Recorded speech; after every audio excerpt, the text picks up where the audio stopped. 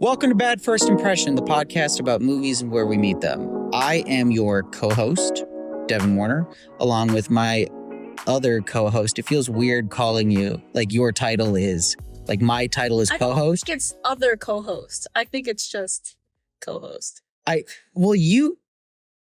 haven't even introduced the people who are hosting, much less the guests.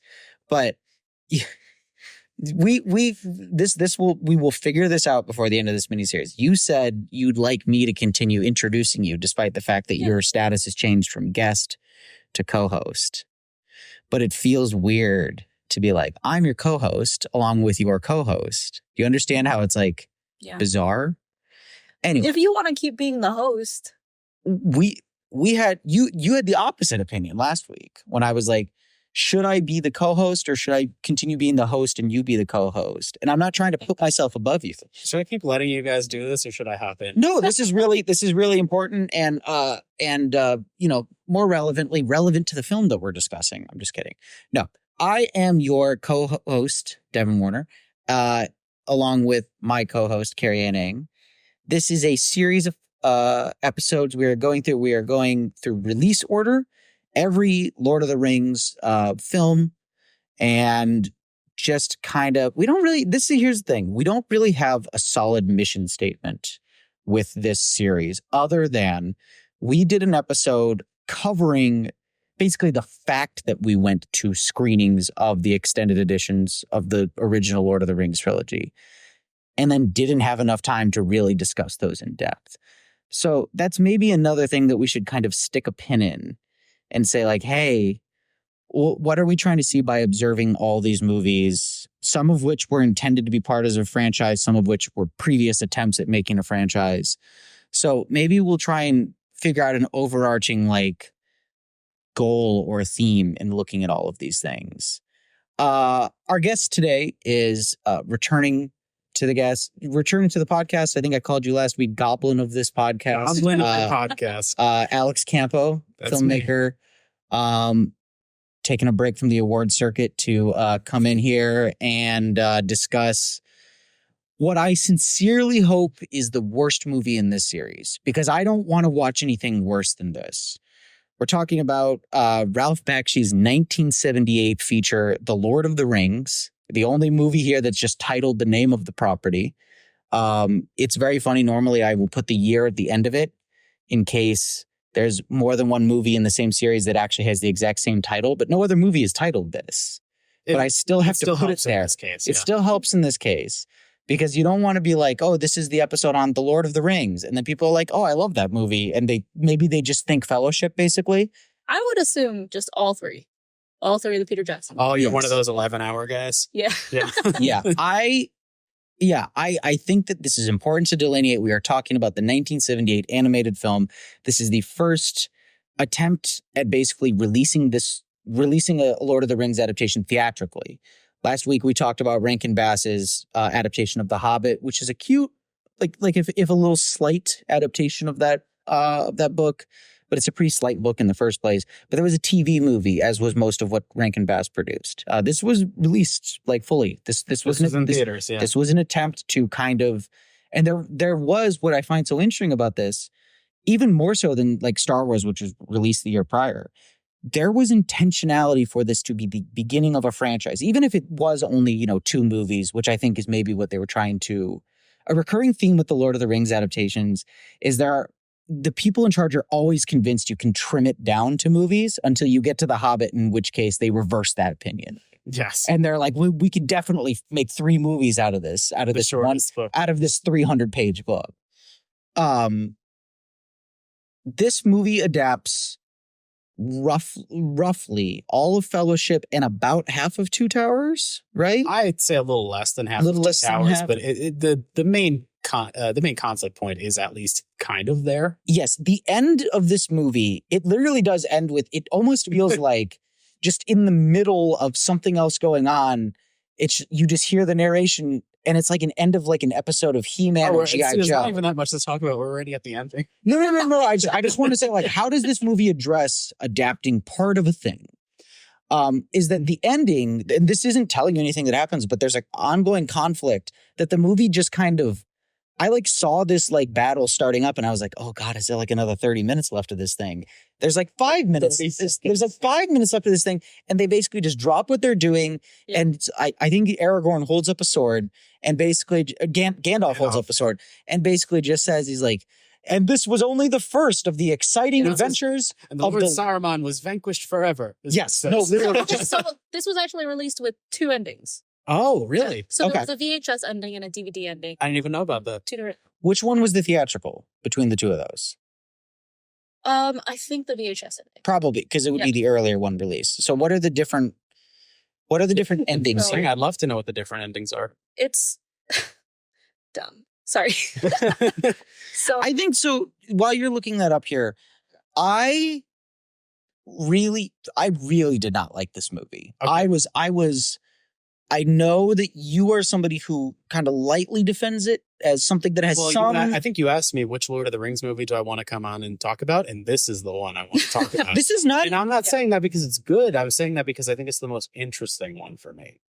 Yeah, I think this is it's more that the story behind its production and where it fits into attempts to like make a franchise out of the Lord of the Rings is interesting. I think the actual text of the movie itself is like almost like it's so boring. I kind of like it's actually hard to look at it. So boring. And that's interesting because you told me that it's hard to look at the screen, but I think looking at what is on the screen is the most interesting part because of the mixed media aspect of the film is like it's constantly characters look different between scenes.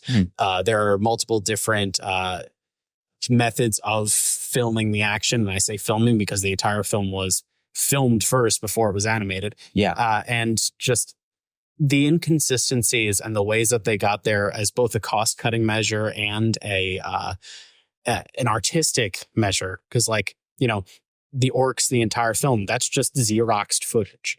Yeah. And there's like, there's an interesting amount of like the mixed media stuff with like, backgrounds or sometimes photographs. It's like real interesting, like stuff that's going on screen, but it's a very boring story that somehow is like condensing into the length of one Peter Jackson film, 2 of the books, and it still feels like it's way too long. Yes. Anyway, you had about the alternate endings? Yes.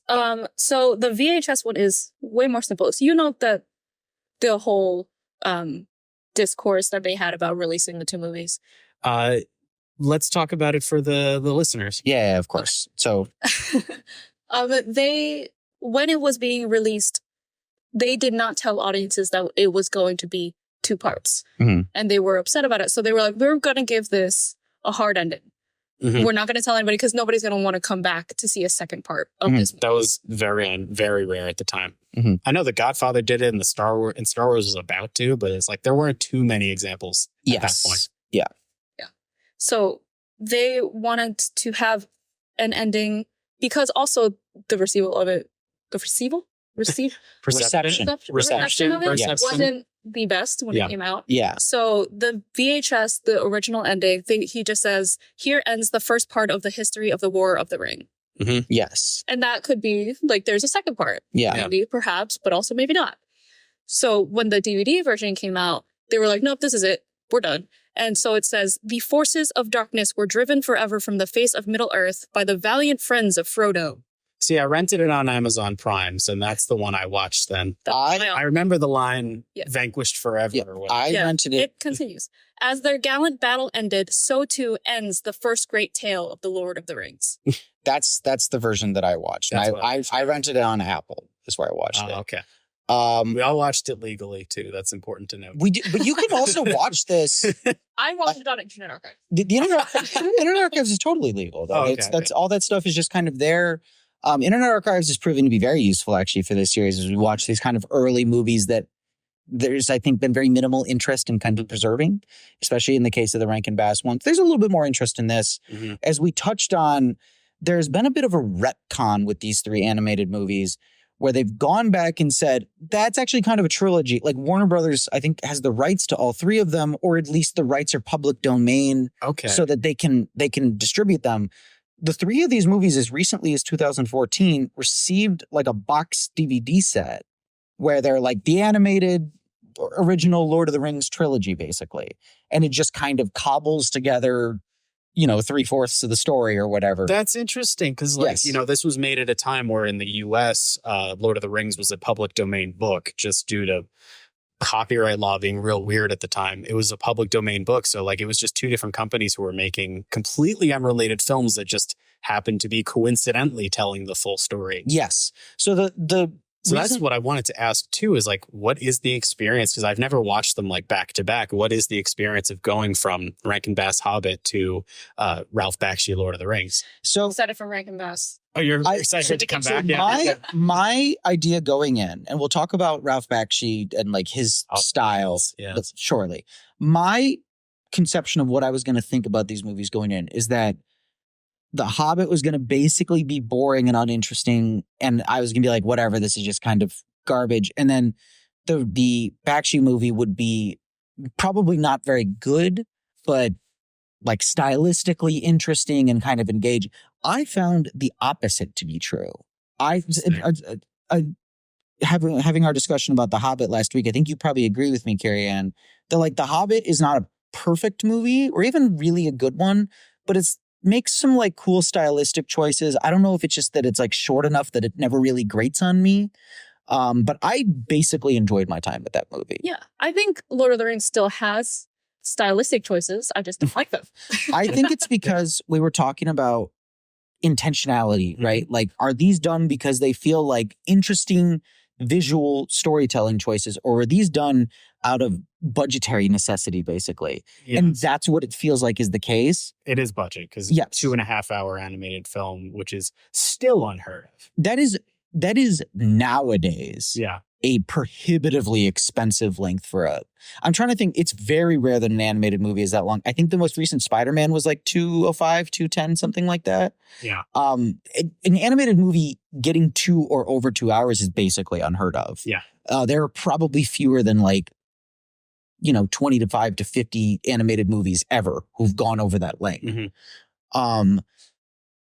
I watched this movie and I found it deeply boring and just very hard to even really fully pay attention with enough. I had to pull out a notebook to be taking notes on it. And even that, I was there's not even an interesting take on it. It's just that every time a new element comes up, I'm visually, this was the wrong way to execute this. Next scene. Same thing again. I just kind of had the same complaint with each scene. I don't know how you guys Let's talk about the visual aspect of it then, because a lot of it really is from a cost saving measure. And I think that's the reason Bakshi was picked in the first place was he was the person who was going to drive down the budget of this film. Well, he fought for this film. They didn't want to give it to him. Which is confusing. Which is interesting too. Because of different from the stuff he normally makes. This is a good off-ramp, I think, into talking about Bakshi, because I think this is actually the element of the research that most of us did the most of this week. And as you were texting me what you were watching throughout the week, you weirdly ended up going way deep down the rabbit hole. You watched almost his entire filmography, basically. Oh, really? I watched everything before Lord of the Rings, and then I watched one after. Yeah, but he doesn't. So I watched Lord of the Rings first. Yeah, and I was like, this fucking sucks. So I went back and started with Fritz the Cat, and then I wanted to see if it progresses and where the live action comes in, where the rotoscoping starts coming in, and everything, and then maybe watch it again and see have a different mindset about Lord of the Rings. Yeah, I didn't. Okay. Yeah. I understand now why he made the choice that he made. Mm-hmm. Still don't like it. It doesn't have the same effect that it does in Heavy Traffic. No, I liked Heavy Traffic. Heavy Traffic is my favorite film. Heavy Traffic, I think, is his best film of the ones I've seen. Prior to this, I watched Fritz the Cat. I watched Heavy Traffic, and I watched Wizards because I wanted to see his previous attempt at a fantasy movie. Yeah. Wizards is a fucking wild movie. I don't really want to get into it because I'm I really do feel that could be discussed fully on its own. I also, because Alex, you haven't seen it yet.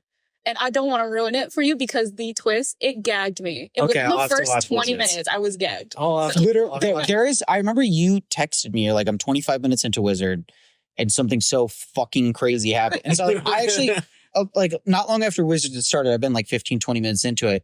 And I paused to go to the bathroom. So I saw the time code and I was oh, something insane is going to happen in about 5 minutes.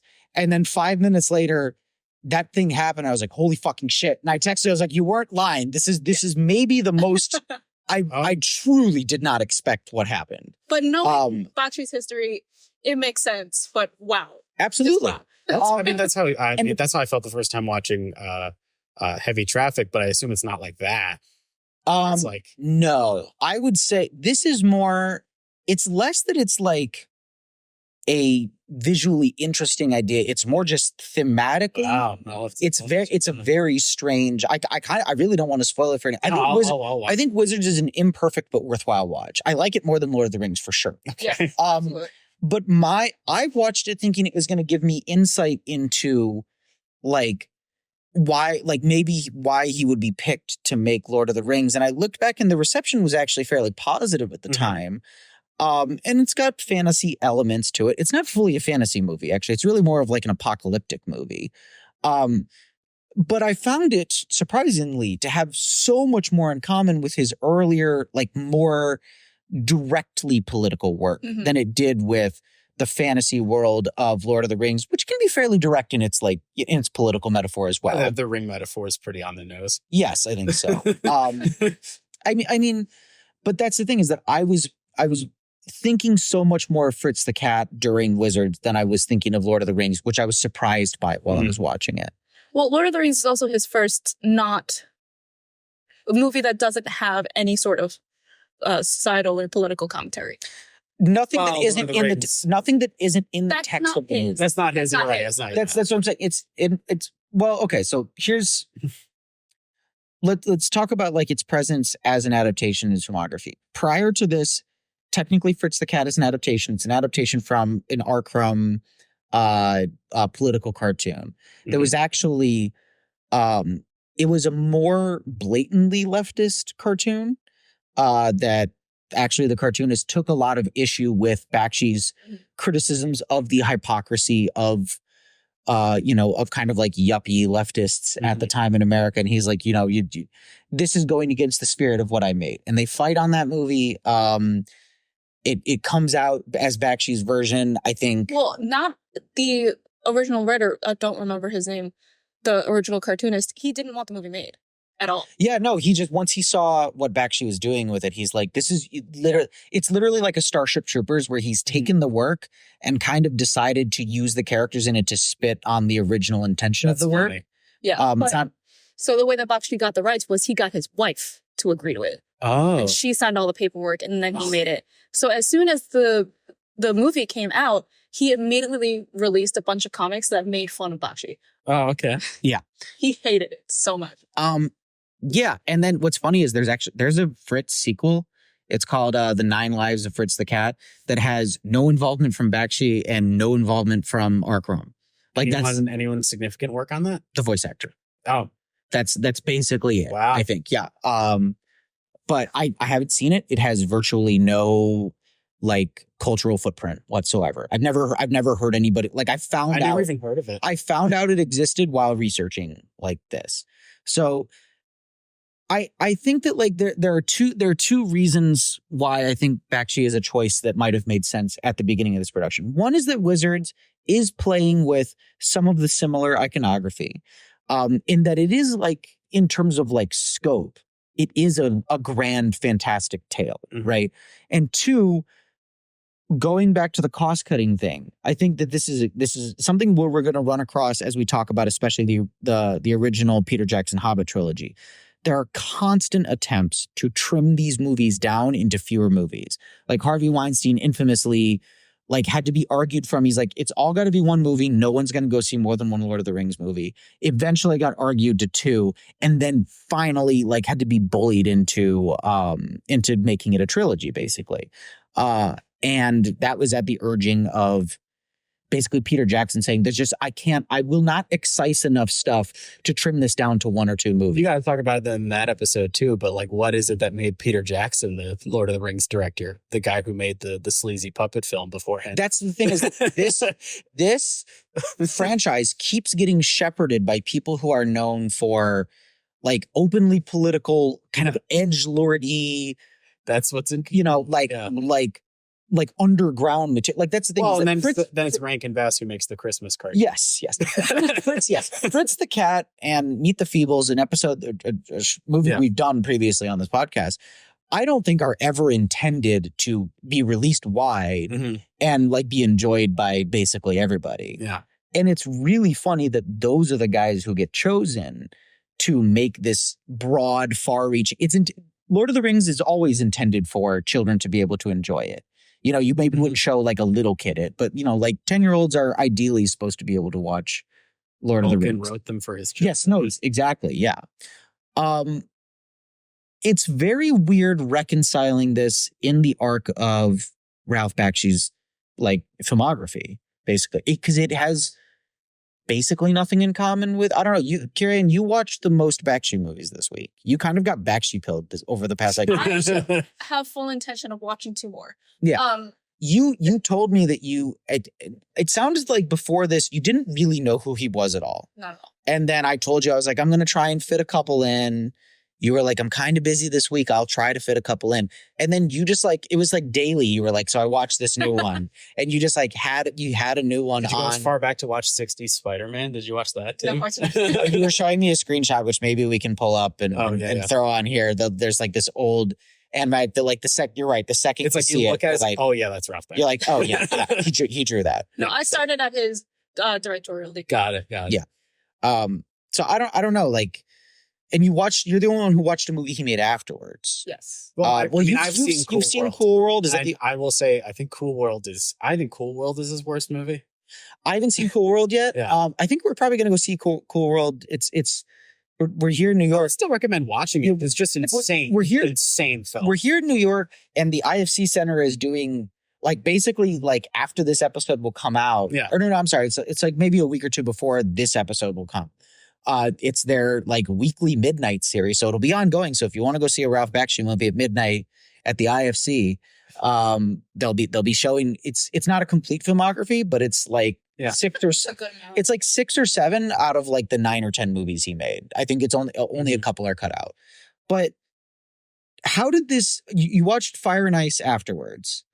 What is Fire and Ice like? Like, is it more satirical or? No, not at all. It was actually kind of disappointing. Really? Okay. It doesn't feel like a Bakshi movie at all. Mm-hmm. There is not really any political satire at all. Mm-hmm. There's not really, I mean, there is, but like, it's very minimal. It's not as like in your face as it has been for most of his movies. And everyone is just humanoid.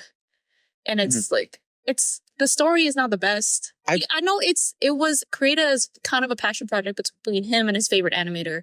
Okay. And so they made it together just to kind of make something together. But it really didn't have as much of an impact on me. Okay. It wasn't really that memorable. It's not as direct as the movie where the cops are pigs.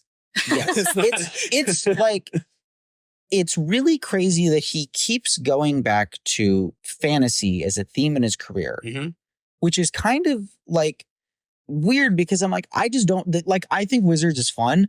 I don't think it's anywhere near as good as the 3 movies he's made prior. Mm-hmm. I think those movies are like kind of juvenile. Like my opinion when I watch Fritz the Cat is that it's like it is kind of like the proto edgelord thing. Yeah, I think, and Heavy Traffic is the far improved version of Fritz the Cat. It's more refined, and it has a better flow to it because it feels like it has less of an axe to grind. It has a little bit more of a story too. Yes, yeah. It's everything kind of flows together. Whereas Fritz the Cat is just him like just doing random shit. Yeah, and it's got a very hard political edge to it. It's maybe the least subtle movie I've ever seen. And while I was watching it, I was like, oh, so this is the high that Todd Phillips is chasing when he's making the Joker. This is the kind of like, you know what I mean? He's like, I want to stick it to him, man. Oh, like it's got that attitude to it. Well, let's talk about what his Straight Life film trilogy has in common with what I think would have made him a great Lord of the Rings director if he had more time and more budget. Yeah. What the 3 movies in that trilogy do really well, and what I think could have been done really well, and it's done certain points in Lord of the Rings, is character moments. because those are movies that are all about character relationships. They're all about really sadness a lot of the time. Yeah, They're about just the friendship. kind of- They're about love. They're very well defined characters in this movie.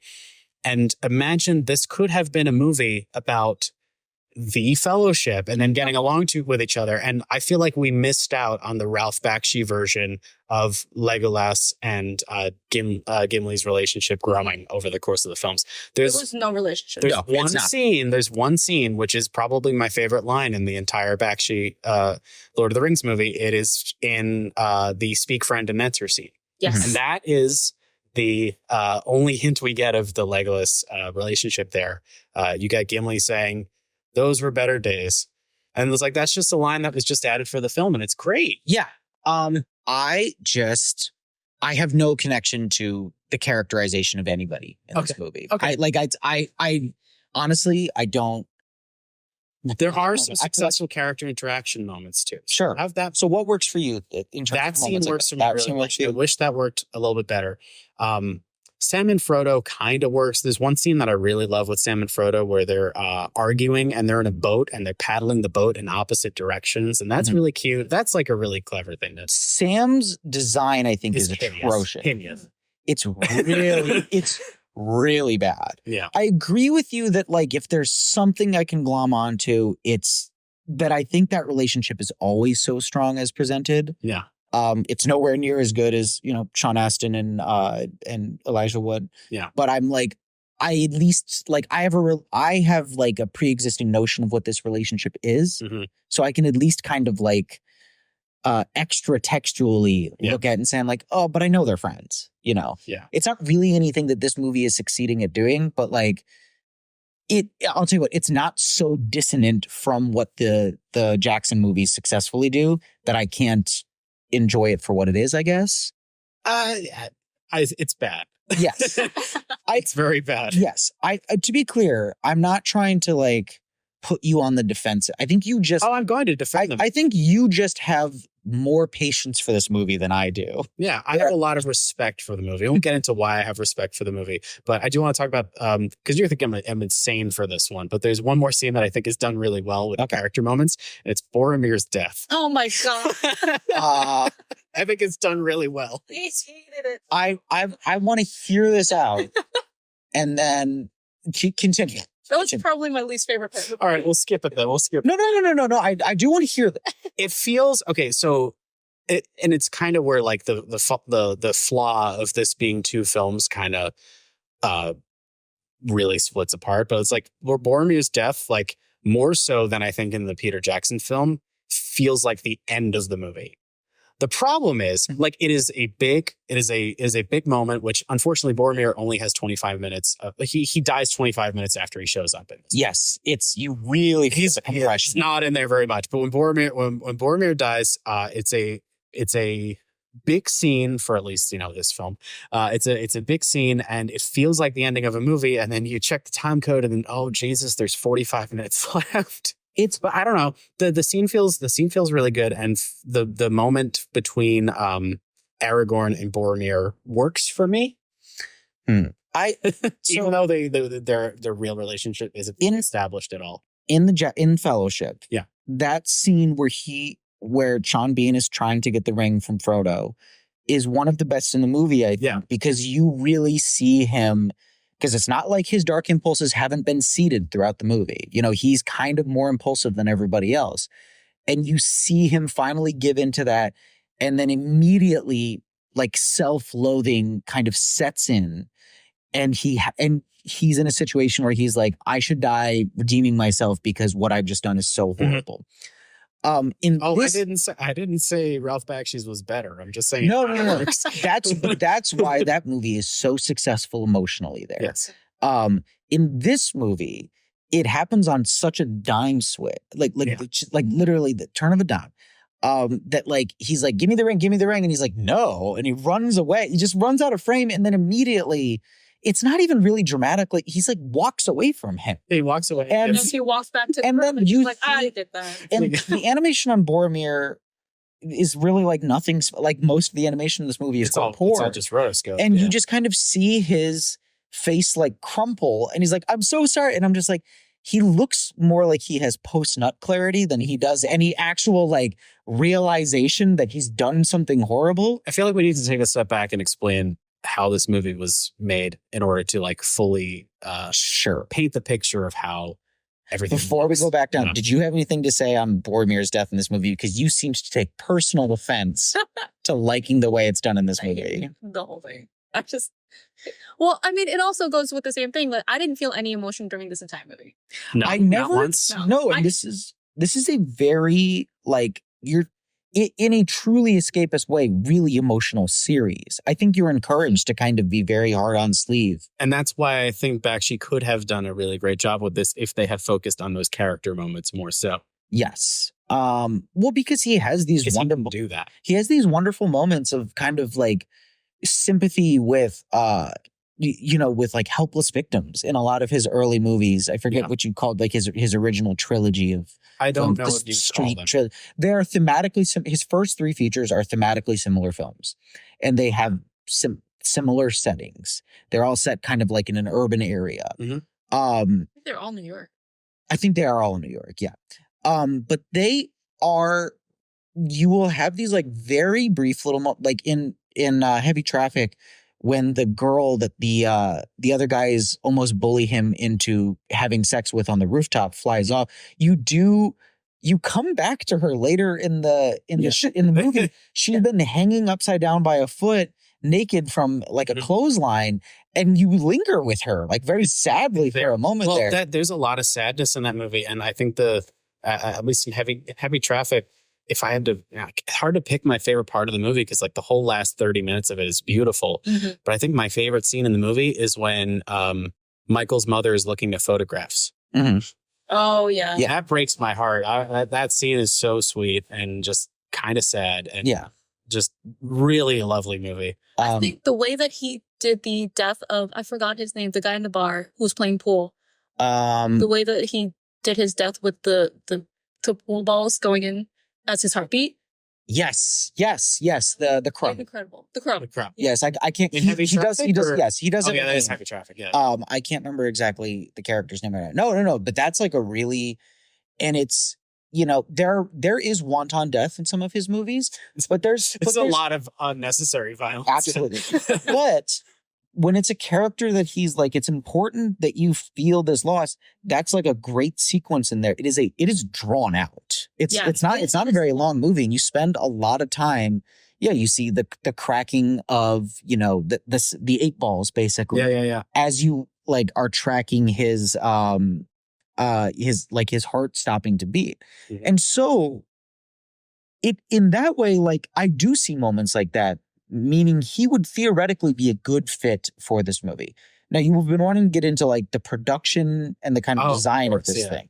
So I think that's a good into what do you know about the background of like why he was picked for this movie, basically? I don't know why he was picked, but I know what he did to save costs. And, Sure. that's Yeah. a big reason to pick somebody. Yeah. Let's look into that. So the cost saving measure of this film is that nearly every shot of this is rotoscoped animation. And just for the uninitiated, rotoscoped animation is when you film something first and you draw your animation over it. It's what they did for Snow White and the Seven Dwarfs, and Yes. not much else for Disney besides like a reference point. I know a lot of Alice in Wonderland had it done as well, but like they cleaned it up a lot more than they did for this movie.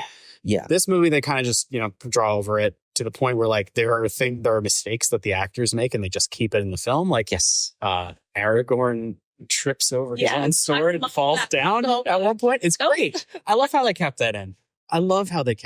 Well, I actually that is And I think that's funny that there are two movies where like you can say there's a Absolutely. funny thing that happens with Aragorn's actor that they kept in the movie. Yes. I thought, I was literally about to say the exact same thing. It's like, this guy cannot stop injuring his foot or leg. I know when he kicks the helmet. And Yeah, breaks yeah. stuff. Yes. Okay. Yeah. No. So he is, I think they ask him to write the original script is I believe what happens here.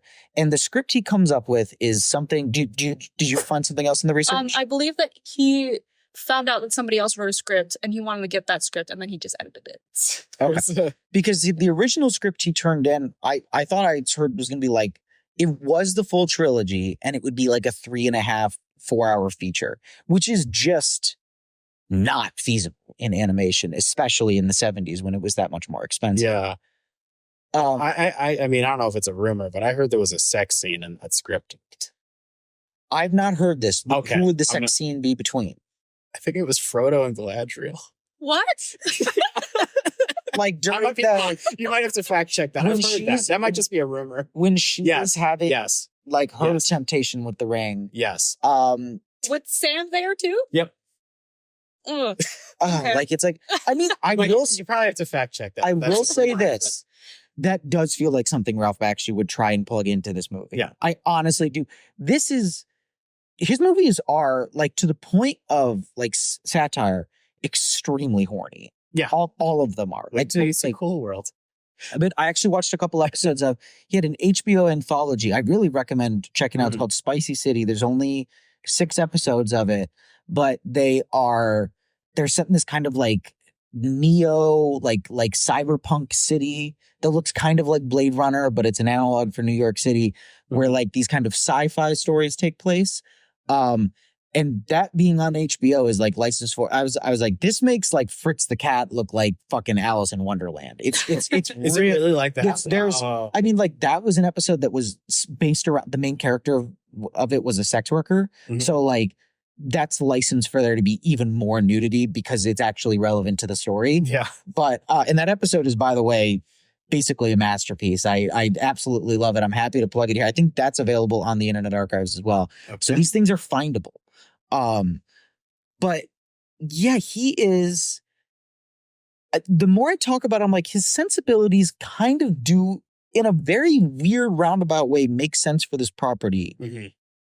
But that's not something I would expect like an executive to kind of have the insight for, if you know what I mean. Yes. Because the things that would make him good for a Lord of the Rings adaptation don't make me think he would make a commercially good adaptation. No, I think he would just make a opposite. thematically interesting one. Thematically interesting, visually, at least to me, visually interesting. I don't know, KeriAnn, what do you think of I that? think it was interesting. I didn't like it. It can be interesting and I don't like it. That's fine. Thanks for trying. Like that truly. It definitely kept my attention in that I kept looking at it and was like, this looks different and I don't like it. And this looks different and I do like it. It's a very mixed in the way that everything is just from scene to scene, or even from frame to Shot to shot, sometimes they look it's different. completely different. Yeah. Yeah, the animation style is really, like, the character models are inconsistent, basically. Very much And so. When you compare this to The Hobbit, actually, the animated Hobbit we just watched, I actually found it so much easier to connect with Bilbo in that movie than I did with Frodo in this movie. Have you ever seen the animated Hobbit, by the way? I have seen the Okay. Hobbit. I know you don't It's have a bunch a of fresh people watch. being polite to each other for a while. It is. It is like, I kind of like, I don't know. I do have a kind of fondness for that movie. And I think me disliking this movie so much has kind of maybe like unfairly like raised its Okay. Sure. it's my estimation of Did it. you rewatch it since then? No, I haven't. Oh. I've only watched it once. You told me you were going to watch this movie a second time. And I was like, that's smart. I should probably do the same thing. And I literally, I was sitting in front of the TV about to cue it up on Apple. And I'm like, I couldn't fucking do it, man. I couldn't do it. Like, I cannot make myself do this. I don't know. So what more do we know about the production of this thing? So production of it, the entire thing was filmed with real actors. They did with no care to the environment whatsoever. Mhm. So like they're just filming in the streets wearing these costumes, and like animators are going and drawing over the costumes that they're wearing, which means it's the only animated film I've ever seen where the costumes look cheap. I think that's a weird side effect to it, is the costumes look cheap. And then depending on the scene and depending on the characters, it's real footage of people that has just been Xeroxed to have that high contrast. And then they paint over it with like one color. So for the orcs, it's Xerox footage painted green, and they just put red dots in their eyes. Oh, Yes. and Fangs. the Nazgul as well. They do the same thing for them. Yes. Oh, that's an interesting thing that was taken out of this movie and put into the Peter Jackson one. Is there's the one shot of all the hobbits underneath the tree trunk and the Nazgul sticking their head over. That was originated in this film, and Peter Jackson used it in. I couldn't find anything about Peter Jackson talking about any relationship to this movie. Did anybody? Because I did look up that one. Apparently, he had no idea it was in this movie, and he took it from a piece of art that was based on this movie. That's really funny. So This movie is for being one of the earliest like theatrical adaptations of a property this big, feels weirdly inconsequential in terms of like. Incorrect. Really? Okay. Incorrect. Continue. And it has as the consequence has nothing to do with Lord of the Rings. It didn't do anything. But like influence. Influence? Yes. I think now we're starting to see the influence of this movie kick off. Okay. Because people who grew up with this movie and grew up watching such a ugly mixed media film on VHS growing up are now going and making stuff and making really cool shit on Cartoon Network. Where have you seen there's like an influx of mixed media animated shows that are out now. I think the Amazing World of Gumball just ended, but that was like a show where the backgrounds are usually. No, every character has like a different animation style. Oh, really? Okay. The one that's really popular right now, and I love it, is Smiling Friends. I don't know anything about Smiling Friends is directly influenced. And if you haven't seen any episode of Smiling Friends, there's one that is it's just directly influenced from Rankin Bass Hobbit. Because there's a character in that show that is just Bilbo Baggins from that show. And he's hand-drawn animated, and he's animated with cell animation. So there's a drop shadow behind him and everything. It's amazing what they do with that character. And it is just because the people who made the show grew up with the movie and they're fans of it now. So like you're seeing like a rise of mixed media because it's cool. Not as a cost-saving feature, but because like this is something that worked and made something interesting. So now people are kind of being more influenced by it than ever before. Yeah. Bakshi as being like an influential kind of guy, it's that style of mixed media of throwing shit together because it's cool, not rather than like, because it's a cost saving feature, but because like it works to tell the story in whatever way, or just because it's interesting. And I like that, in terms of like interweaving. I don't know. I mean, is Roger Rabbit maybe one of the best mixed movies? media films? Like movies full stop, and that is a interesting and thematically important and visually dynamic reason to integrate that. Yeah. Which is a Cool World isn't. Yes. You have to compare those two films. It's funny that those two are often lumped together when like at that point, Bakshi had been doing the mixed media stuff way before Zemeckis had even really had much interest in doing that sort of thing. Bakshi also wasn't even the first. The first was Disney. Yeah. What did Disney do that was mixed media? I guess like what, like the Reluctant Dragon, Mary Poppins, Pete the Dragon, Song of the South. Okay. Yeah. Great. Song of the South, which is also kind of remade by Bakshi. Yes. Satire. Yes. Satire. Yes. I just, it's funny that you see Cool World come out after Who Framed Roger Rabbit. Yeah. And I was describing Cool World as like Ralph Bakshi saw Roger Rabbit and thought the weasels weren't hot enough. Yeah. It's like, those weasels need to be sexy. He kind of gets the rap of like, this is just like a ripoff of Roger Rabbit. And I'm like, he's been doing it like... Yeah. He was doing it before Zemeckis was making movies. It's so funny to see it that way. Heavy Traffic has scenes where there are animated characters interacting with live action characters. Yeah. That's and that I really like that in Heavy Traffic. Heavy Traffic is probably the best thematic like introduction of that visual idea. I want to talk about just kind of like some of the set pieces and some of the way the characters are represented here. Okay. Let's get like the biggest. I think the film's biggest visual failure out of the way. Mm-hmm. Gollum looks worse here than I think I've ever seen. Gollum? Oh, yeah, Gollum's bad, but I would call Gollum the worst visual thing. I think the worst visual thing is the backgrounds, because it's high fantasy, and what Peter Jackson did really well was shooting with like high depth of field shots where the environment is as important. Middle Earth is as important, and Middle Earth is like what we are fighting to protect and save. And Middle Earth is represented by abstract watercolor painting. So it does feel like, yes, the only thing that's happening is what I'm seeing right here. Yeah. You're right that a success of the Jackson world is that there is always, especially because they're in the wilderness. So what they're fighting for. There are, well, and also just in terms of stakes, the environment is like breathing, like there are potential threats kind of everywhere when you're just out, in the open by itself. Mm-hmm. I don't know. What did you guys think of Gollum? Because I think that this is obviously Gollum is not supposed to be like attractive or anything. I'm not asking for there to be like a yassified Gollum. Yeah. But this is such a like viscerally off-putting animation style. This really recalled, like, if you guys ever seen like Super Jail. Oh yeah. Any of the like. Well, that's another show that's like influenced by this style of animation. Yes, where it seems like they're going out of their way to make the character design not ugly for thematic reasons, but because the aesthetic of the world they're trying to create, they want everything to look off-putting and non-aesthetic. That's and the rest of the world is like poorly animated. It's not oppressively ugly like that. So you run into this issue a lot with this movie and with The Hobbit as well, that some character designs just simply do not look of a piece with the rest of the. I mean, I'd say I don't like the Gollum in the Hobbit movie either. The Frog Gollum? Frog Gollum? I'm not a fan of Frog Gollum. We kind of like the Frog Gollum. You like Frog Gollum? I like him better than this one. I wouldn't say he's like, I don't know, he's not touching. I think Frog Gollum is actually the more book accurate one. Which is the book accurate one? Because doesn't he have like webbed fingers in the book or something like that? I don't remember. Okay, right? I said. In the Hobbit, yeah. Yes, I don't remember I'm that. about to drop some book knowledge. Sure.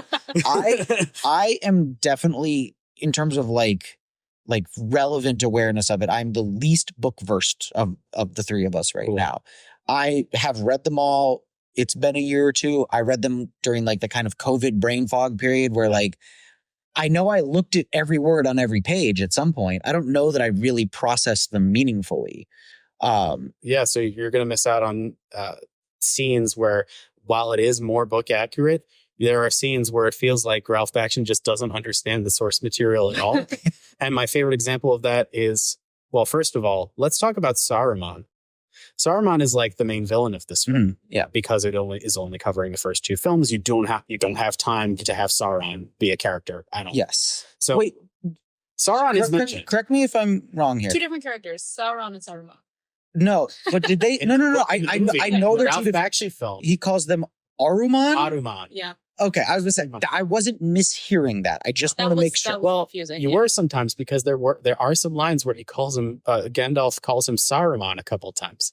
And Saruman himself, I think, calls himself Saruman. It's just inconsistent because this movie took a long time to make. And nobody wanted to call them back in for a second VO recording. No, basically. So he's just Saruman sometimes and Aruman other times. And the reason for that is, the same reason that when I was 7 years old, I thought Sauron and Saruman sounded similar. Yes. That's the only reason they did that. But the scene where, actually the only scene where Saruman is on camera is Gandalf's conversation with him. Now. No, he has a whole speech towards the end. Saruman? Yeah. I've already forgotten. I rewatched this movie like 5 days ago and I've forgotten about this. It's right before the Battle of Helm's Deep. You're right. Yeah. So, also, Saruman's wearing red. That's where I'm getting at with this. Saruman's wearing red. Saruman the White is wearing red.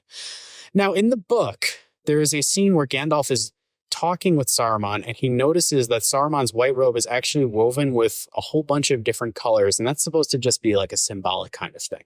Mm-hmm. And that is supposed to be like, he's not what he appears to be on the surface, and he's also deceptive. While he appears to be Saruman the White, he's actually Saruman of many colors, which is what they call him. And in this movie, Saruman just yells out, "Saruman of many colors!" at some point, and a lens flare comes out of his robe. In that scene, that's what he's yelling. But Saruman of many colors, rather than being a sign of deception, is just a special attack. Yeah, it's basically just like it's a super move. He hit me. Yes. So that's like where I think the lack of understanding of the source material here and there. But then you also have like the nice character moments where it's like, oh, this is somebody who understands the source material. So that's where I get a little bit confused of like, because we know this is somebody who cares about the source material a lot. But then again, Saruman is wearing red robes. So because he's a bad guy. I think it's because there is a really fundamental difference between Bakshi and Jackson that kind of reflects the way that attitudes towards adaptation of a significant property have changed. Where it used to be that you could be like Bakshi, who obviously, you hear him talk about it, has a lot of love for the source material. This is important to him personally. It's not just that he understands it's this big thing. Yeah. And his approach to it is still that as much as he loves the material, he as an artist has license to make changes to it, basically. Peter Jackson is very different. He has like a extremely devoted attitude towards this is how Tolkien wrote it, and this is how it needs to be portrayed on screen. He's like very literal. And it's kind of like, it's literally like talking about like constitutional law, how there are like, constitutionalists and what's the opposite of a constitutionalist? It's like interpretational. Yeah, there's like, you have originalists or whatever, they're originalists and like, I don't know. But it's the same thing, or like literally the way people talk about the Bible is you're like, this could be either like, what we're supposed to do to quote unquote be a good Christian is like you follow exactly what it says. And then some people are like, well, some of it's metaphorical, like we don't need to do it exactly as written. And I think that like Jackson weirdly set the tone for how we would treat every sort of adaptation, reboot, whatever, as this like hyper literal, we have to do it exactly the same way, kind of fan entitlement that now persists to like a really creatively prohibitive degree at this point. Is the Jackson? Are you saying the Jackson one is like more faithful to the book? Because I don't think it is. I don't know. I think there are certain things that are more faithful to the book in the Bakshi version, but there are certain things that are just done more cinematically in the Jackson one. I think that's what he ended up doing. Is like Jackson made decisions that made things better on camera, let's say, rather than like something worked better in books. Some things are going to work better on the screen. And Jackson always chose to do whatever worked best on screen. At least that's what I get. Yeah. I don't know. What did you think about like the degree to which they take creative license? Sorry. Okay. Anyway, there's back. There's one thing that I think that Jackson hit the perfect middle ground on it, and it's the Balrog. The perfect middle ground of what's in between what is in the book and what can you possibly even show on camera for it to work right. So if you Google Lord of the Rings Balrog, it'll probably be the first thing that pops up. Are you familiar with the discourse around the Balrog? No, I didn't know that there was Balrog discourse. Okay, if you've read the books, or if you've read the books, I think this only works if you read the books more than once. There's discourse as to whether or not the Balrog has wings. Because in the book, it's described as having, I don't even know how to really describe it. It's like almost like it's a suggestion that wings are there, but then again, it falls down a pit with Gandalf. In the Bakshi film, it just has wings and it flies in, which makes it a little more disappointing when it falls down a pit. It feels like it can fly out. I assumed inertia. Yeah, of course. About the Balrog. The Balrog is really bad in that. That was Peter Jackson film. The most disappointing visual of that. It's real bad. It's just a guy working in slow motion, moving in slow motion. And it's a guy with a whip. He looks really like kind of like a generic devil animation. Yeah, and there's really it looks like the devil from Bald Mountain, right? From Fantasia. Yeah, Chernabog. Chernabog, yes. Which I assume actually is maybe taking some sort of inspiration from the description of the Balrog in the original Lord of the Rings book, right? In the Bakshi film? In Fantasia. Fantasia predates... it does. Oh, you're right. Yes, it does. Fantasia okay, so never mind. The description of the book kind of describes the wings like shadows, if I had to say it. I don't think it ever purposely describes its wings as like, it describes it as having like the suggestion of wings or its shadow of its wings or whatever. The Peter Jackson film, it's a cloud of smoke behind it. And that looks like wings. And that is like a perfect middle ground of like, does it have wings? Does it not have wings? Like, yeah, this is somebody who understood the source material. Like, this is a unfathomable creature they're looking at. It's not like a minotaur. Yeah. You also don't really get a good look at the Balrog. No, it's in darkness, and that's like the whole thing is like it's supposed to be really dark in there. They don't really know what it looks like. That's why there's even an argument about what it even looks like. It's just a hard thing when you have to do it for a visual medium. But by the way, Tolkien's official stance, whatever pops into your head. Whatever's in your head. Which I do like when artists are just like, I don't know, whatever you make of it, basically. I think that's always kind of the best interpretation of it because it's like, I think that like, it's like, if you really were so obsessed with like, it has to be this one thing, Yeah. well, then you would have like, you would have insisted that in a visual medium, basically. And like, you have to, when it's reading, you have to allow for interpretation, I think. Because even if you're describing something as mundane as like, I don't know, here's a plate on a table, 10 different people are going to imagine that. And like their go-to image is going to be so different from each other's. I mean, Tolkien did often over-describe scenery. What's so funny is that like in the specific case of a plate on a table, that's where Tolkien goes really hyper specific on like, these are the details on the table. But we don't know what the Balrog looked like. Yeah, he's like, I don't know. It's like a demon devil thing. I don't know. Who gives a shit? Yeah. Stop asking me about it. Anyway, so there were 6 plates. I remember this was, you told me like you sometimes had a hard time getting into Fellowship, like reading it.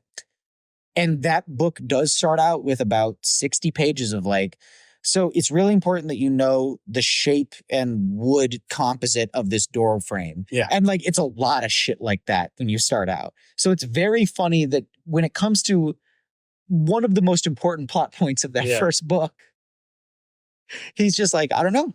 Imagine remind me, because it was something I noticed on my rewatch of the Bakshi film, because I know it's in the book. Is it in the Jackson film as well?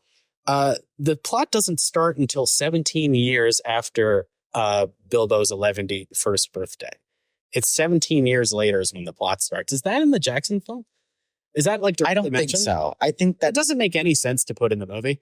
Like that's what it is in the book. That's what it is in the book. That's why it's in the Bakshi film. Okay. In the book, but like there's no reason for it. I think it's an undetermined amount of time. You know that it's a long time, but you don't know how long. Yeah. Yeah. Bilbo disappears, and it's 17 years before Gandalf shows up. And it's like, hey, remember that funny ring? I think actually in the book it's longer than 17 years. You mean, I thought it was like 50 years, wasn't it? Yeah, I thought. But between the events of The Hobbit and Fellowship of the Ring is what we're talking about, right? No. Between that's about 50 years. Yeah, that's about 50 years. Bilbo's 111st birthday, and then Gandalf showing up and telling Frodo, "You got to take this ring to Mordor." And apparently in the Bakshi film, never get there. Yeah. Before we leave the subject of the Balrog, by the way, yes, the truncated nature of this story means that like that big dramatic moment when you think Gandalf has died. And he's in the Jackson movies, it's like so traumatic. It's probably the hardest moment for any of the characters in that movie. And then when he comes back in Two Towers, it feels so triumphant. He's gone for like 15 minutes of this movie because the Balrog happens like so close to the end. Yeah. And then he has to come back and tell you like next time on Masters of the Universe. Well, that's the structure of this is like the first 90 minutes is Fellowship, and then the last 40 minutes is Two Towers. Yes. So Two Towers is yes. There was also, when he's telling the story, one thing I do really like about Bakshi is when he's doing any flashback or anything like that, he does a completely different art style. It's just stills of very well drawn, like yes. And the Balrog looks so different and so much better. It's than such just a a better guy design. in a suit. Yes. Yep. And that kind of disappointed me. They couldn't have animated that. I think the only character in the movie that's not rotoscoped is Treebeard. Am I right? They I think that's it. Yeah, Treebird's like a Treebeard is just a Ralph Bakshi. Treebeard has a gat. Yeah. And he kind of looks like a carrot. He does not look like a tree. He does. Doesn't any legs. It's weird. He looks so much like kind of, if you guys have seen, I'm trying to remember what the name of the Disney short is that they kind of used as test footage before they made Snow White. But it's like it's the story of like Persephone. I think the Goddess of Spring is what it's called. I've never even heard of it. I have to see But there are animations of like trees and flowers in it.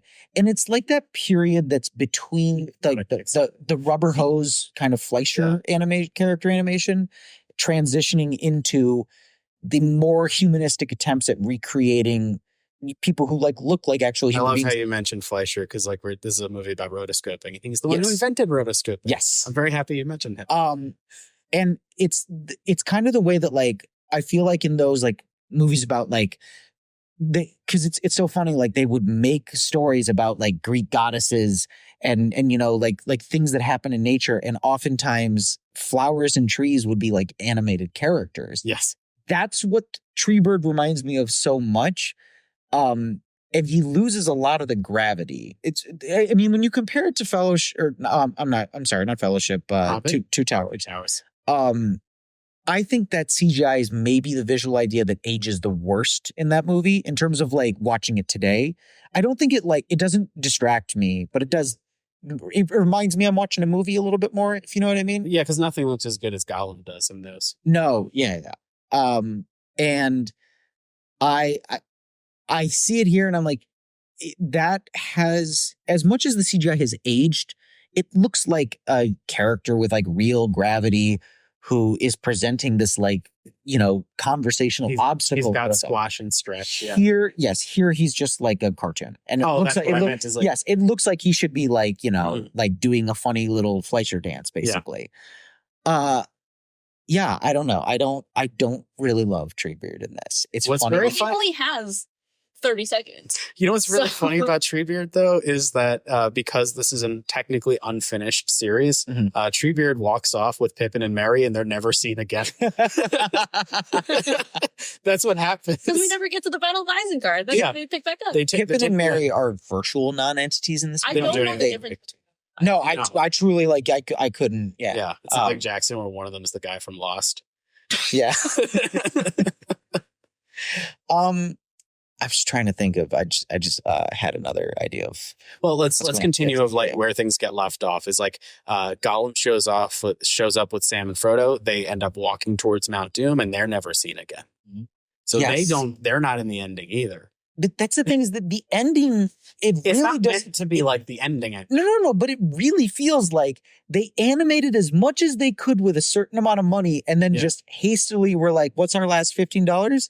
Have Gandalf hold up the sword and say, 'See you next time on.'" Yeah, like it's an arbitrarily decided, like, and it's not even; those aren't even really cliffhangers. It's just everyone walking off sad. Yeah, like, that's basically all it is. This is not a place where it makes sense for this movie to end, I guess, is my basic point. No. It would have made sense if you like maybe took a little bit longer explaining what and where Rohan is and who the riders who show up in the last 30 seconds. Yes. So Fade also disappointed. Fade doesn't do anything. I do like Wormtongue's design. Wormtongue was like literally Wormtongue is like Gandalf walks into him. He's like, "Get out of here." And he's like, "All right." Like that's that scene gets turned into like, "Fine, I'll leave." Yeah. Bye. Like, is there even actually a follow-up where he goes back to Saruman in this movie? I think Theoden is still old at the end of the movie too. He is. Like, Theoden doesn't undergo. It doesn't change at all. No, he doesn't undergo a transfer. I wish they had to cut that. Like, why develop? Said that he got poisoned from Saruman, all that, but nothing actually changed. Not like in the Jackson films. I don't know. It's hard to talk about this without comparing it to Jackson. I know, and it's the definitive version of. That's the difficulty, and like maybe that is something of a kind of overarching theme here. Is that portrayal of it, which will make up 6 episodes of the series, the bulk of it, is that like adaptation so definitive that nobody else should really be doing it. And nobody else should really be going back and looking at I guess the argument that I would tie this episode specifically into is, are these worthwhile artifacts to dig back up again? Like if you're anything other than completism, are these worth looking at? To talk about is I can only recommend Ralph Bakshi's Lord of the Rings to 2 groups of people. Okay. One is people who love animation and they want to see like the history of animation and kind of like see where like the influence of modern animators are coming from. And that's more so a Ralph Bakshi thing, where I think now is, 50 years later is where his influence is really like taking off. And we're seeing that from a lot of modern people. And then 2 is like, if you want to see like a surprisingly at points book accurate version, then you absolutely have to see everything Lord of the Rings. Mm-hmm. Sure, that's who it's for. But otherwise, I really only recommend this to like people who are like, I need to see like every bit of interesting, weird animation I could find. Mm-hmm. That's this movie for you. Okay. Well, you sound like you had something. I wouldn't say that like recommending people to watch this for the history of animation. I would just say that about just his like Bakshi in general. Bakshi in general. Not this movie specifically. Mm-hmm. Yeah, I mean, I had not. I don't know if I had ever like sat down and paying attention, watched an entire Bakshi feature prior to kind of doing prep for this episode. And I really like, I don't know that he's like one of my guys when it comes to animation, but I certainly like, he has understandable, identifiable style. He has a very unique like voice.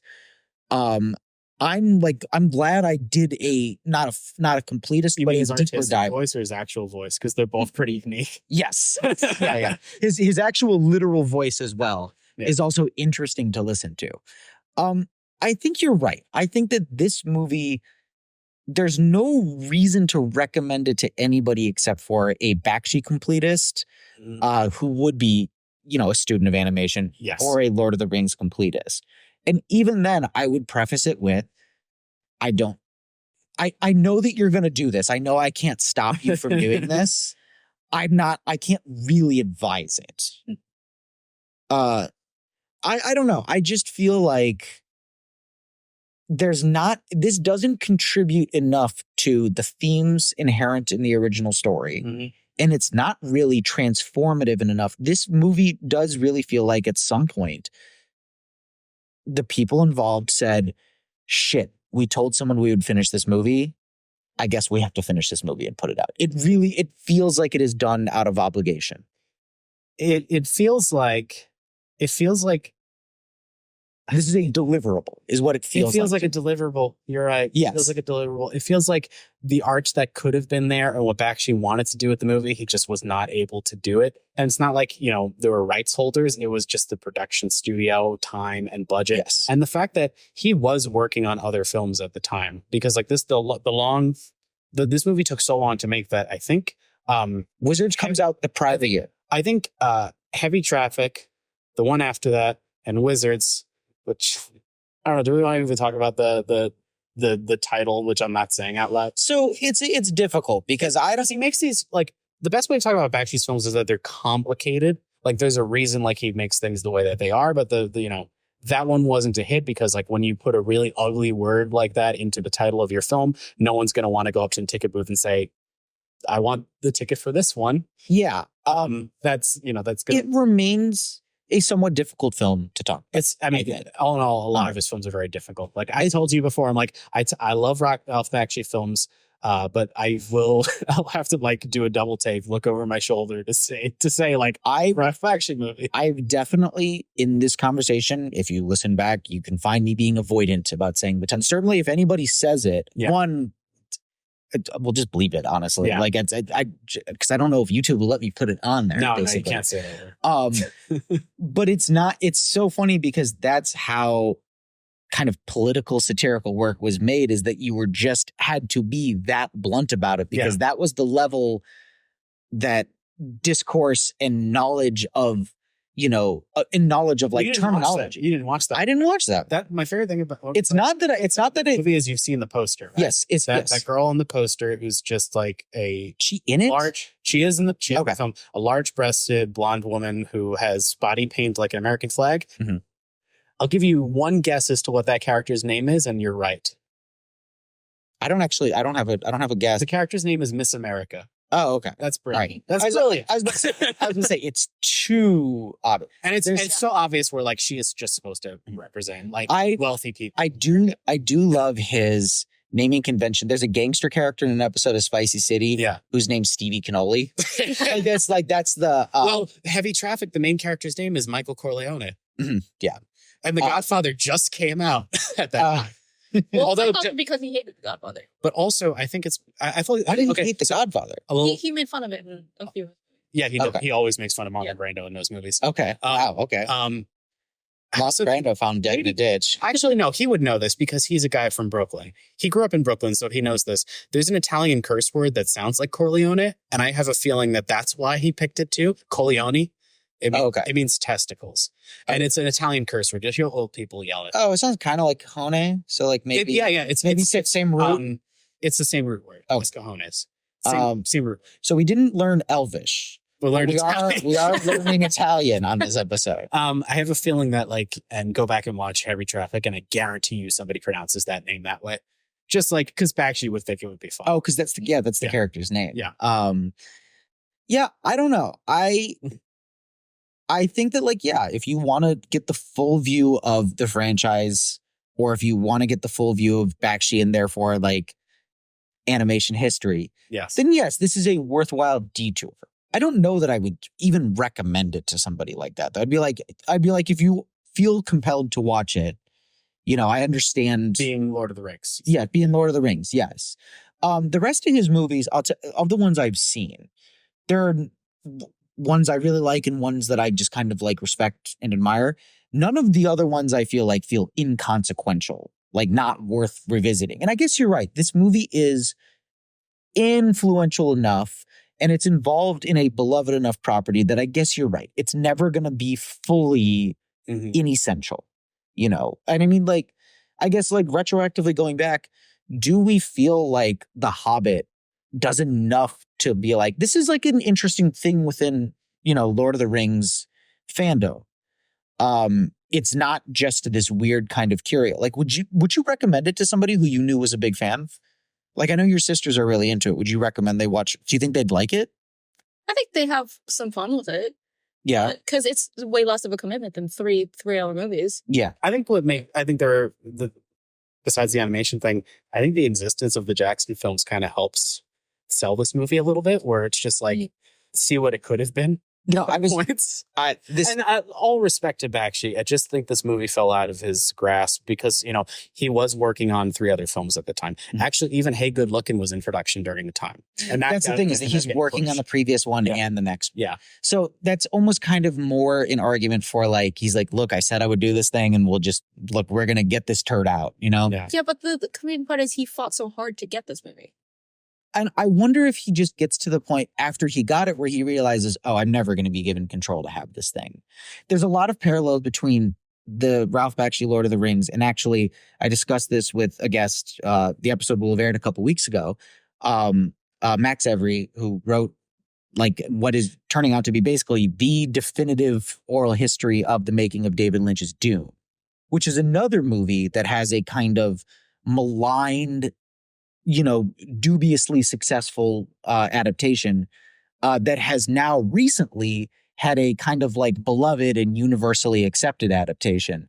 Now, in the case of David Lynch's Dune, there's 2 things working for it. More so than Bakshi, Lynch is kind of a like accepted American auteur. He's one of the like great, like canonical American auteurs. I think most people are going to agree with that. And its presence in his filmography, even though it's a movie he personally hates and disowns, like means that people are always going to check it out. And I think that movie's more successful than this movie is. I don't know if you've seen Dune. It must be. Yes, it is at the very least a very visually engaging movie. There are two people who watched Lord of the Rings who are our age. One happened to have a VHS copy because they picked up the wrong one at Blockbuster. Yeah. And the other one are people who are looking to expand their history and knowledge of animation. That's really about it. Which is mostly what happened to this week as I was like researching for this episode. Yeah. I watched a bunch of things that had kind of been on my long list for a while. I have a more concrete appreciation for Ralph Bakshi. I have so much respect for Ralph Bakshi. Yes. I really do. And I understand, I'll tell you this, knowing his work is as brazenly controversial as I knew it to be, I found it to be as like blunt as something like Fritz the Cat is. It's more nuanced and understandable to a modern audience, I think, than I might have expected it to be. You know what I mean? Like you just reminded me of something. I'd expected it to age worse. Does that make sense? Yeah. Can I tell you how I discovered Ralph Bakshi? Sure, yeah. You were on Pornhub.com and it's not even that far off. So here's the thing. I discovered Ralph Bakshi way too young.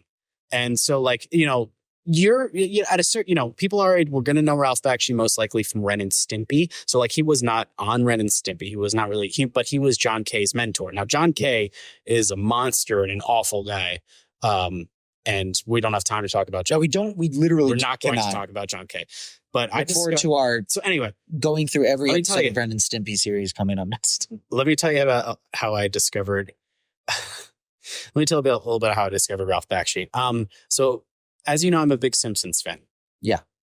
So when I was young, I discovered a lot of movies through The Simpsons because The Simpsons were always parodying movies. And quite often they were not parodying things that were comedic. They were parodying like serious movies and just making jokes. They will sometimes just literally lift a shot and recreate. Like, we talked about in a previous episode, Indiana Jones, Bart sliding under the garage door. I just stole that idea and I made my own short with that. Yes. Sliding under the garage door, did the same exact thing because like The Simpsons did. It's like, oh, that's how I would do that shot in my backyard. That's how I did it. But I had the DVDs and the DVDs had commentaries on it and they would often explain where the reference was. And there's an Itchy and Scratchy cartoon that's a direct reference to Fritz the Cat. And they mentioned it in the DVD commentary. I'm like, what the hell is Fritz the Cat? So I'm too young and I look it up online and I find it because like YouTube was still pretty like bare bones and like didn't have much moderation at the time. You could just find movies on there at the time. So I pull up Fritz the Cat and it was like the first time in my life where I'm watching it. I'm like, I'm not supposed to be watching this. Yes. This maybe I probably only got about 5 minutes in. I'm like, I'm not supposed to watch this. I just turn it off. One of the kind of defining themes of a shocking number of episodes of this podcast is that The Simpsons was a conduit to discover things that you were neither ready for. I was not ready. But that you would discover through parody, and then afterwards, like I feel like a really common one is there's so many people who have seen the parody of The Shining and The Simpsons before they've actually seen the Shining itself. Yeah. I definitely did. That's how I learned what it is. Obviously, this is also a Kubrick reference. That the lifting of the shot of Malcolm McDowell in Clockwork Orange. Oh, with the cupcakes. Reaching for the breasts that are replaced by cupcakes. Yeah. And that's Bart. That's a child in that show that's being replaced with that. Oh, the same movie. When I talk the same movie, they held open Santa's Little Helper's eyes. Like Malcolm McDowell. Yeah, they will just recreate shots left and right. This is an episode about Ralph Bakshi's The Lord of the Rings. And how I saw something I shouldn't have when I was too young. Yeah. Yeah. How? I don't know. When did I don't know. Fritz the Cat predates you. I know Fritz the Cat predates me, but that Simpsons DVD, whenever that came out. Yes. I actually think I've seen the Itchy and Scratchy short you're referring to. Yeah. I don't remember what episode it's from. No. I don't know. Are there any other like visual representations of characters or things we want to touch on? I at first thought I was like, I'd like to talk about, it's called, trying to remember exactly what it's called. It's like the something who waits, the kind of tentacle monster. It has a name. The Watcher in the Water, I think it might be called. What is this? It's outside the gates of Moria. Oh, yes. I actually had a really fun kind of like little wiki deep dive over this because I was like, are there like krakens and sea monsters in there? And they're like, the answer is not really. This is another one of those ones where it seems like once you go into Moria, J.R.R. Tolkien is not at all interested in answering your question. Well, because Moria is supposed to be like first of all, it's dark. It's the most dark. It's the most kind of Lovecraftian in both his treatment of the stuff down there and in terms of aesthetic. I have always hated this element, by the way, of Lovecraft where he's like, and then they saw this monster that if I even described it to you, you would go insane. I'm like, that feels like a fucking cop-out. You didn't want to like write that he's got a tentacle on his face or something? Man, I can handle it. Right, it's not that crazy. I'm going to be brave right now, and I'm gonna praise Tolkien for a bit. Sure. Brave. The whole thing with Moria, when you're talking about things being otherworldly and really complicated and impossible to decipher, I think that's the perfect place to have the speak friend and enter riddle. Sure. Because that whole thing is to just show that they're overthinking things. And then you're going to put that in a place with incomprehensible horror. That's amazing. Yeah. Good job. I like speak friend and enter, to be clear. Brilliant. I do like it because it's really like, it is like the lost innocence thing. They show up there and they're like, wow, this used to be a happy, joyous place. Now remind me, because I think in the Jackson film, it's Frodo who figures it out. Because in this one, it's just Gandalf. Isn't it Frodo? I think you're right. I think they added that. I don't know if that's in the book or not. I think they're like for expediency's sake. Yeah. But then again, because first of all, like the Hobbit is the unexpected hero. So like Frodo being able to be the one figuring out the taking that puzzle. Taking that moment away from Frodo is a bad idea. Yeah. and it's probably part of why we've barely talked about Frodo, by the way. He's ostensibly the hero of the picture. He makes zero impression. Aragorn's like the real hero of this film. Aragorn comes in earlier and kind of takes over the plot basically since then. Yeah. John Hurt, by the way. What? John Hurt. It is John Hurt. I famously conflated him with John Huston on our last episode. Didn't we talk about how Anthony Daniels is in this film? Who's he in this movie? Legolas. That's C-3PO. Yeah, basically the same. Two basically of the same guys. Yeah. Yeah, I didn't really do much looking into the voice cast for this movie. Those are the only notes. Yeah, everyone else is like this movie. Yes, in terms of like current awareness of them. I don't know. Do we have any other like things to touch on? Because I feel like we are circling having covered. Is there anything that like we need to address in this movie? Have we talked about one of my favorite scenes in the movie is the intro, the shadow puppet scene. I really like it. Okay. Sorry. Okay. I don't like the use of, I don't mind the live action, the multimedia, everything about it. I didn't like the way that it was used. Okay. It just doesn't.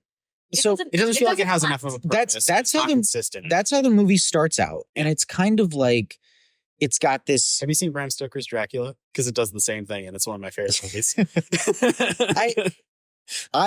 When that comes up, I'm like, it's because it's like the stark black contrasting with red, right? It's a very kind of dramatic visual cue to start on. So when I see that come up, I'm like, oh, okay, this might be interesting. This might be a cool thing.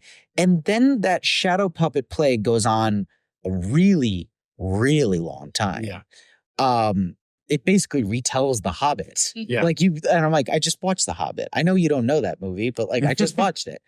And I think that's what it is that like any chance that is going to be an interesting visual idea that is purposeful and being done for the sake of like, this was the most interesting way to tell this element of the story kind of goes away. Like once you realize how often they're going to that well. Yeah. And you're like, we're going to like the shadow puppets a lot. Mm-hmm. We're going to the rotoscoping a lot. Well, you hit the point there. Yes. And it's the purpose, because the purpose is gone. Because like when the orcs are always animated that way, that's great. But the problem is the Fellowship and Theoden are often animated in the same way, where it's scanned footage that's just been Xeroxed. And like they do that for the main cast as well, just to save money. And it's like the visual consistency and the horror of seeing this creature that looks like nothing else is gone.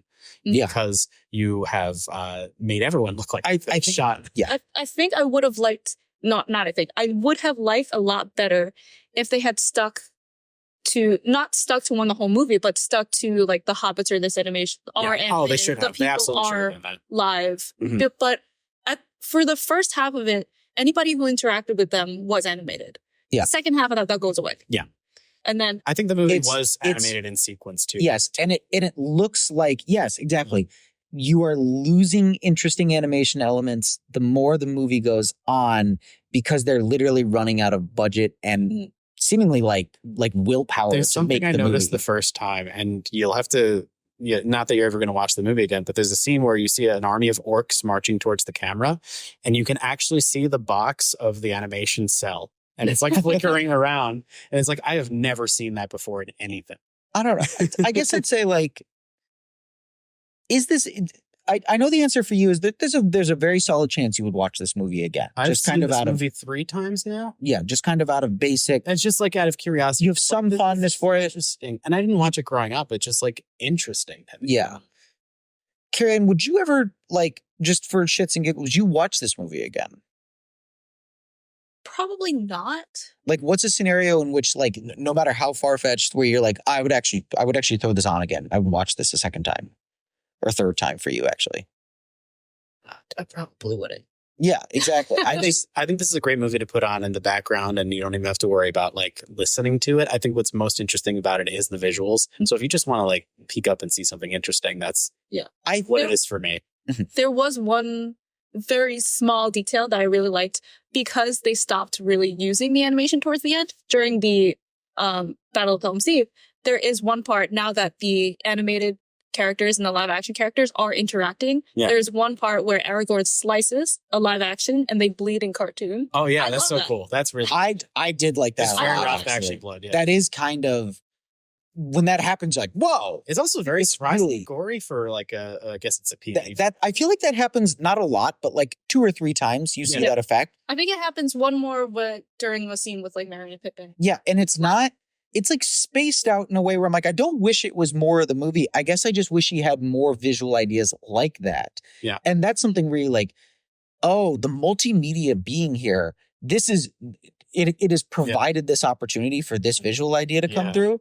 And those are like, I can't remember entire character models, basically. Yeah. I remember that You don't frame. remember Aragorn, or you don't remember Aragorn not wearing pants? The whole It's just a guy. Oh, Like, that's- Boromir Boromir also. too. Boromir Yeah. also doesn't Yeah, wear like- pants. yeah. Are they not wearing flesh-colored tights? No, they're just not wearing pants. I don't Um, remember. I don't think that's a book thing either. That's just like They're just walking around. just walking around. Wait, is in the book they're walking around in sans pants? No, they wear pants in the book. I think. Oh, because there's a chapter. Maybe they're There's a on- chapter describing the they're pants unfed. and the way they're Pants, yeah. hemmed, and Yeah. yeah, I don't know. I don't think that. Look, here's what I'm gonna say. I'm gonna find. I think this is quite a bad. I don't like this movie. Okay, that's. And I'm so sorry to beat you down. I'm not I'm not defending the movie. I'm happy just saying I you- enjoy it. I'm happy you enjoy it. As much as I cesium-filled cup. yes, we didn't talk about it. We have do these have- cesium cups. What is cesium? That's a radioactive element. Oh, okay. We have chalices that have progressively over the course of we've been here a little over an hour, and the batteries have seemingly almost completely died out. Yeah. You said these are They're old. Burger King promotional cups. Yes, that's what my mom told me at least. Yeah, she got them from like I guess maybe like a Happy Meal gift. Yes, they do. These are for fellowship, so they're old.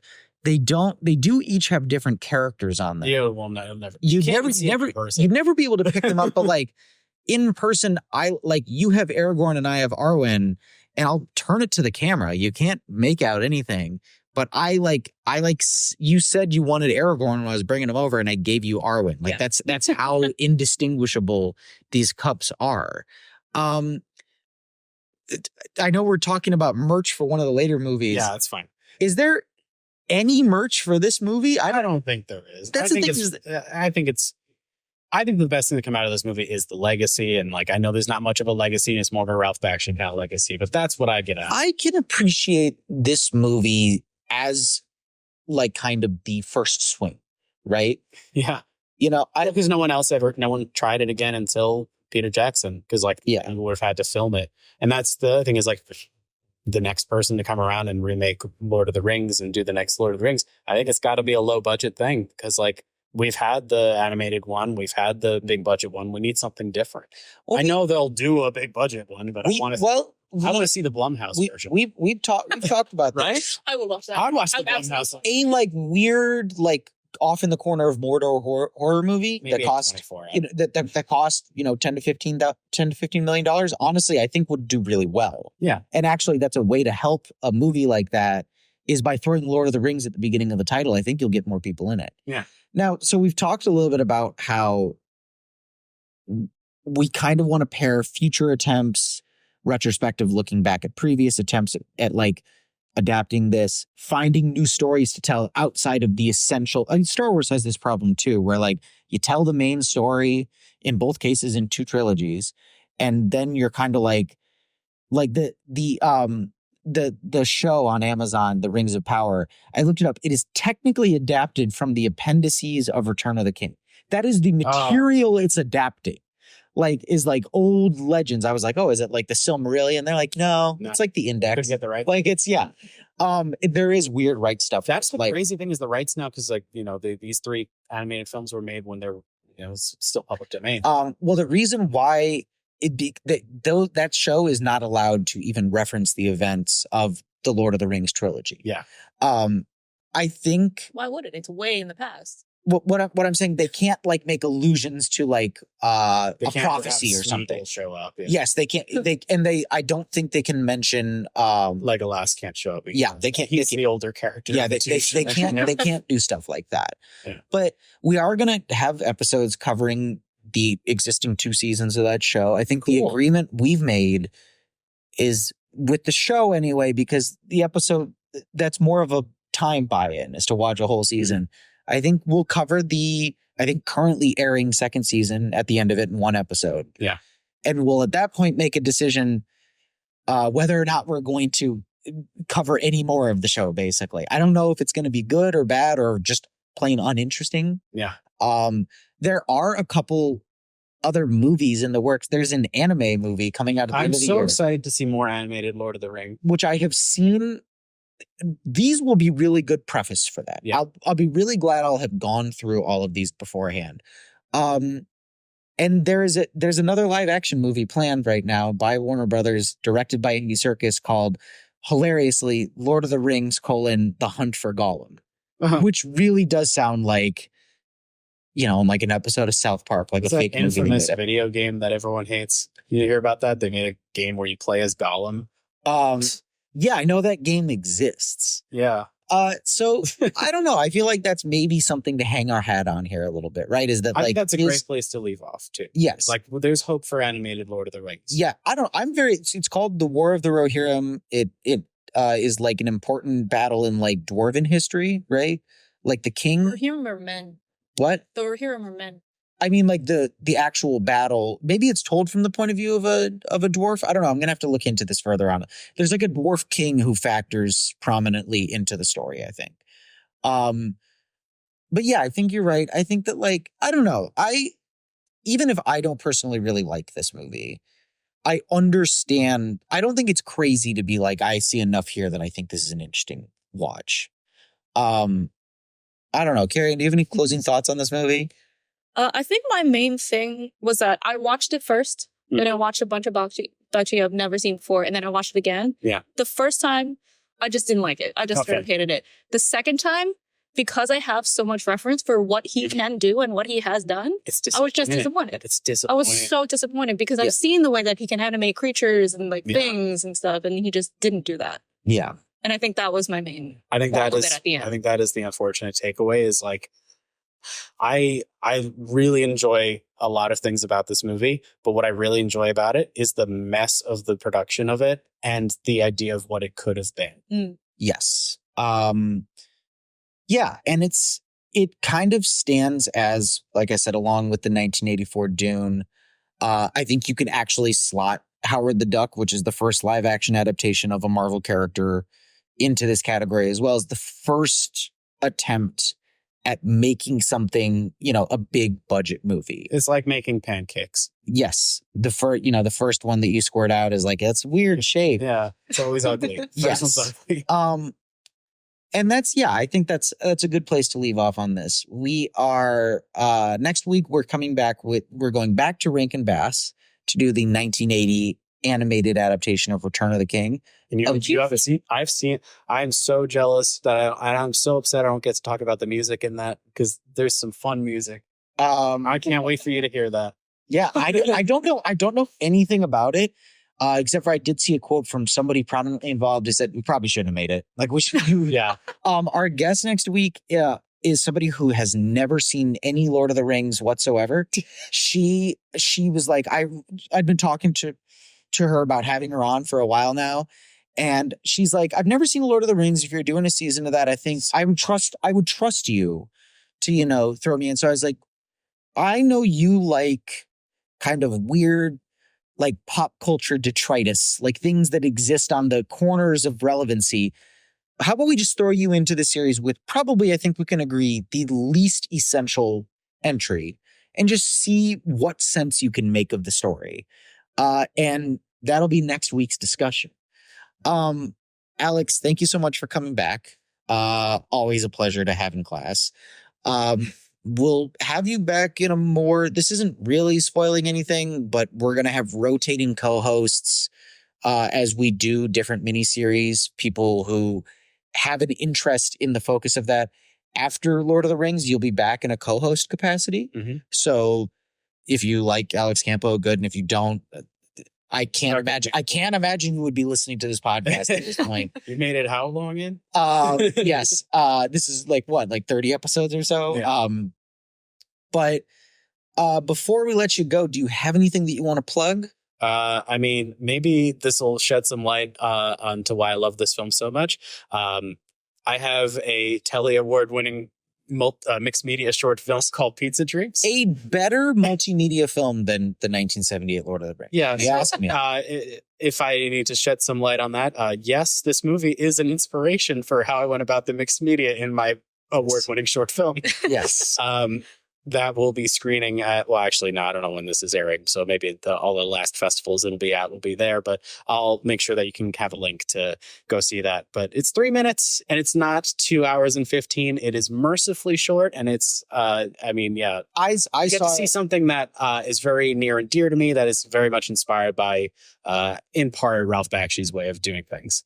I saw it on the big screen for the first time recently and was newly overwhelmed by it. Oh, that's very nice. It's obviously a very, it's not exhausting because it's too short. Film, yeah. But I kind of found it's a testament to see things on the biggest screen that you possibly can, which was kind of one of the original tenets of the way that we were doing this podcast.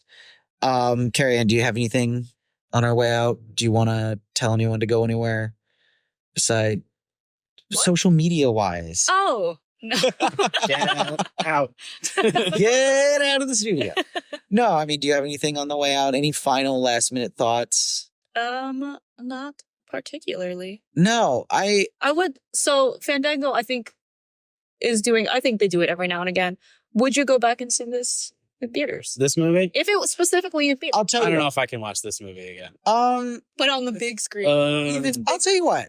I like the option to take a break on this movie. If I want to take a break, I'll take a break. Well, I might have benefited from kind of being locked in the way you have to be in a theater. Okay. No, I was pausing and taking breaks. I like this movie. It's and a chore. I find it hard to get. It's a chore. Yeah.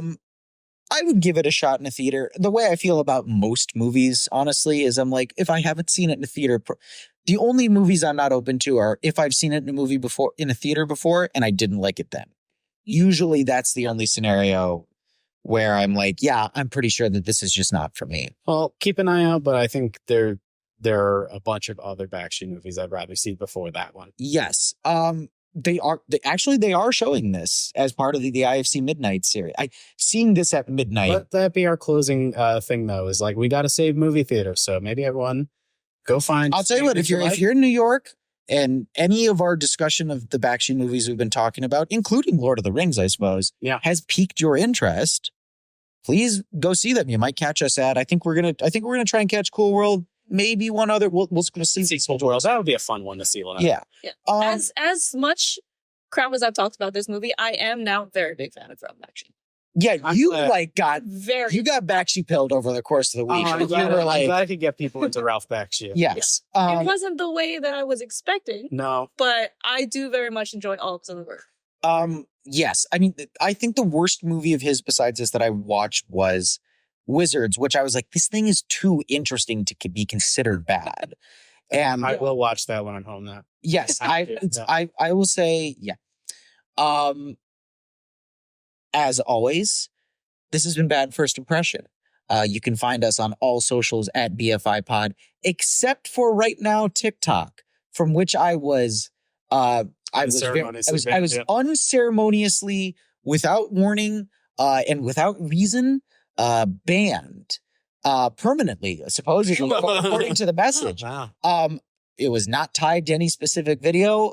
Everything I upload it's stuff that I film here. Yeah. And I don't know why. So for now, you can, if you want to see clips of the show, you can find it on Instagram Reels. You can find it on YouTube Shorts. And I am putting in the TikTok support page in the episode descriptions. So if you are so inclined, please go and tell them to reinstate at BFI Pod because they were removed unfairly and without stated reason.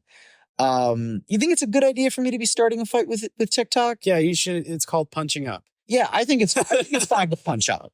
And which is very appropriate ending note on a Ralph Bakshi film. Yes. Always about punching up. Yes. So what I'm doing is righteous. Yes. You can find us on all other socials at BFI Pod. You can subscribe to us on YouTube, where, as I said, we post clips. We also have the community page there where we post just kind of updates about things that are coming with the show. I don't think we're quite at the point where we would be making announcements about the next miniseries, but that's where you can expect to see those announcements. We're on Instagram. You can find me personally on any socials at WhatIfDevin, where I'm mostly just posting about the show. Other than that, the thing is, there's a lot of quotes from this movie that we could go on, and it's a pretty famous movie for quotes. I don't know if you guys know that about this movie. Oh, you know what? Actually, Yeah. he did not say you shall not pass. Very like dramatically. Oh yeah, no, he said you cannot pass. You cannot pass. Yeah, I I know. didn't yell it. He said you can. You cannot pass. You can't pass. Okay, so I think we have ours, right? You cannot. So until next time, you can't cannot pass. All right, bye, y'all.